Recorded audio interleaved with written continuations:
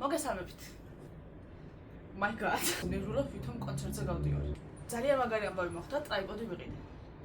და ნამდვილი იუთუბერი ვარ. ახლა ტრაიპოდი რო ვიყიდე და ნამდვილი იუთუბერი ვარ, შეიძლება არ დაგარწმუნოთ, იმიტომ რომ ტრაიპოდის ყიდვით იუთუბერი ვერ გახდები, მაგრამ ანუ წინ ლეპტოპიც მიდევს და უკან დამტენი მაქვს. ანუ იუთუბერი. ტრაიპოდი ვიყიდე, რაც იმას ნიშნავს, რომ ჩემი YouTube-ის მეცა რა ფიქრობ ქართულად?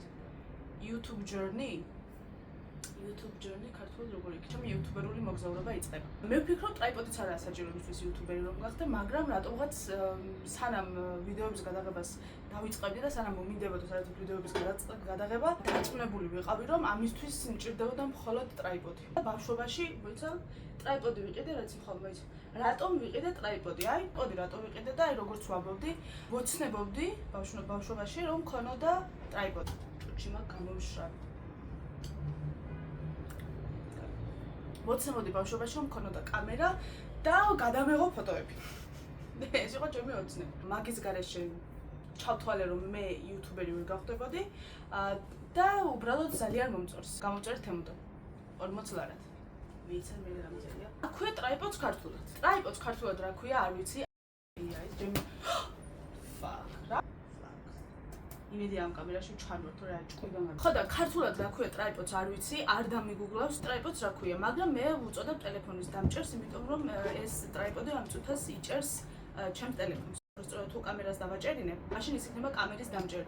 თუ დავგუგლავ და ვნახავ რამეს ეკრანზე ამოვანათებ. ოკეი. რატომ დავარქვი ტელეფონის დამჭერს? რა მაყვირებს?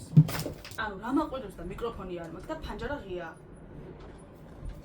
რატომ დავარქვი ტელეფონის დამჭერს სახელი და რა დავარქვი? მაქვს ასეთი ჩვევა, ძალიან მომწონს რაღაცებისთვის სახელების დარქმევა და რა თან ძალიან მიჭერს სახელების ამორჩევა. ზოგადად როცა ბევრი არჩევანი მაქვს, ამ ბევრი რაღაციდან ერთი რამის ამორჩევა ისე მიჭერს, შეიძლება ამაზე ვახარჯო ჩემი ყველა ნერვი, რაც გამაჩნია. თომაც იცას უმოდი? ხო, რატომ დავარქვი სახელებით? ხო, ანუ სახელების არჩევა მიჭერს. ორი ჭიქა ყავა მაქვს დალეული ამ დილას. და მეტყობა სახეზე მაწერია მგონი. და არასდროს არ ვიცი, რას რა დავარქვა. მგონი მე რო ფრიდა მაწერია, თხატყობს ეგ უკვე იმას, რომ სახელების დარქმევა არ ვიცი. ფრიდა რატომ დავიწერე? არის მაგის ისტორია, ისე განსაკუთრებული ისტორია არ აქვს, მაგრამ რა არის მაგის ისტორია? ვაიმე. ხო, ფრიდა რატომ დავიწერე და არა დავირქვი? ბაზე შემდეგ ცალკე ვიდეოს გადავიღებ, იმიტომ რომ საინტერესო, ნუ დამჯერეთ საინტერესო. ხო და მოკლედ ჩემს ტრაიპოდს დავარქვი ზუკა. მე მქონდა ადრე კაქტუსი, რომელსაც ასევე ზუკა ერქვა.